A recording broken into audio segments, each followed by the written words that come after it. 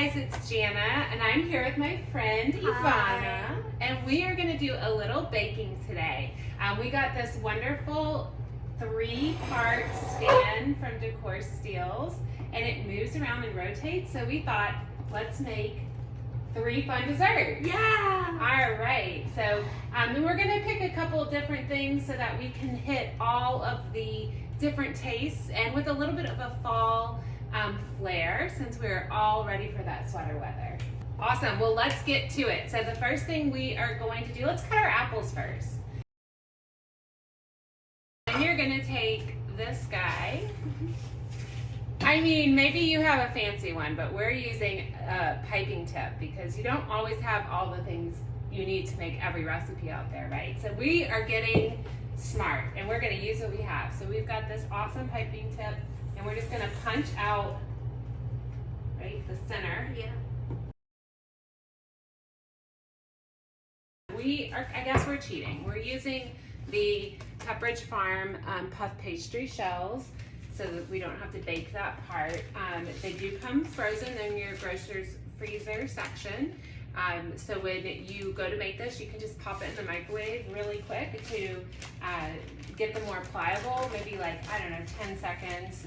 You just kind of have to do it and see what happens. But just eyeball it and give it about an inch into strips. So let's get a plate. That's what this plate is here for. And we're going to dip. The sugar is also kind of a eyeball, maybe a couple tablespoons of your sugar onto the plate. You're basically just making a dip to put the apples in. And then we're gonna add a little bit of cinnamon. And then we also have, this is an apple pie spice. And then you want to just kind of mix this guy up so it's evenly flavorful. So you just want to have a parchment liner on your pan for baking. So what she'll do is dip that apple on both sides. Get it nice and coated. And then you're going to take your puff pastry strip and you're going to wrap it through that hole there in the middle of the apple. Okay, so this is what they look like once we get them all wrapped up, and we have our oven preheating to 375.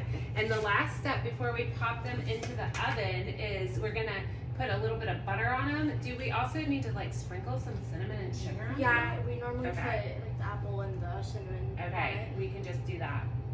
But oh, those look beautiful.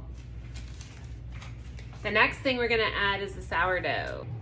All right, guys, now we have it. This is what it looks like, and we're gonna pop these in the oven for about 15 minutes, maybe a little bit less. You just wanna kind of keep your eye on them until they get golden brown. The pastry will puff up and get a little nice golden brown.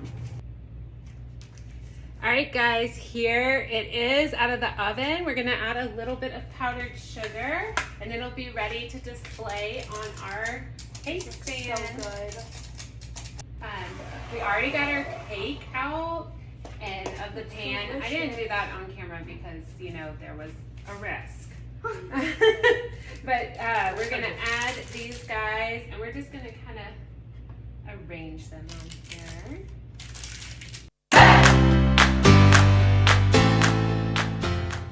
Hey guys, I'm back again to do some more baking. I have Ivana here with us again. And if you haven't noticed already, we are some Texas girls. Yeah. And perfect. Look at our apron. Y'all.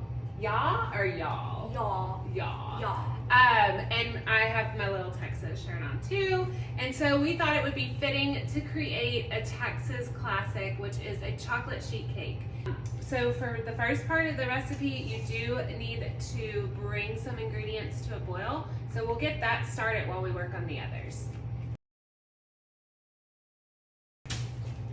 So So we added the cup of water, the cup of butter, and the 3 tablespoons of cocoa powder to a saucepan, and that will need to come to a boil while we go on to the next step.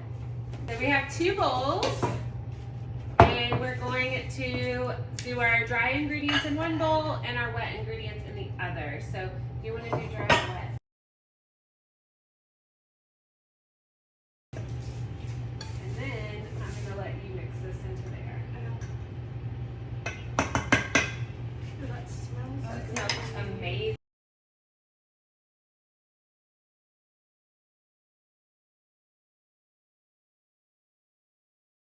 You just want to mix it until you get it smooth, and it's definitely better to use a hand mixer or like a KitchenAid or something, because mixing it by actual hand, it's never going to happen. Alrighty. And now it's time for the oven. We're going to put this in a preheated oven at 350 degrees for about 15 to 20 minutes, just depending on your oven. Okay, now we're going to make the icing. Okay, so we've got our piping hot icing mix, and we're just going to pour it right onto this hot cake in the pan. We're just going for it.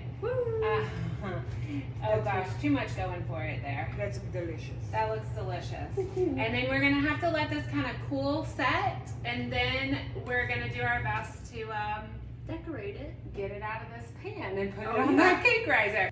Just everywhere. The more the better, right? The more the merrier. We love pecans. We love pecans. These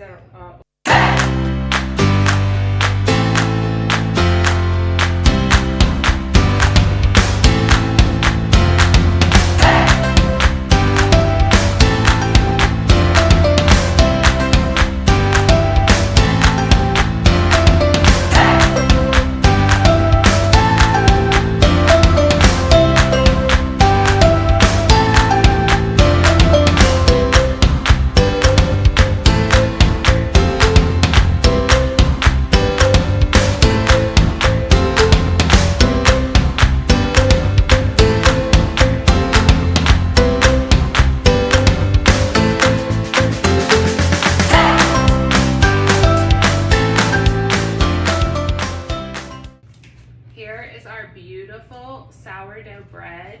It's a pumpkin. It has a little bit of pumpkin puree in it, a little bit of cinnamon, and it just makes a great bread for the holiday season. I'm gonna slice a few pieces for our stand.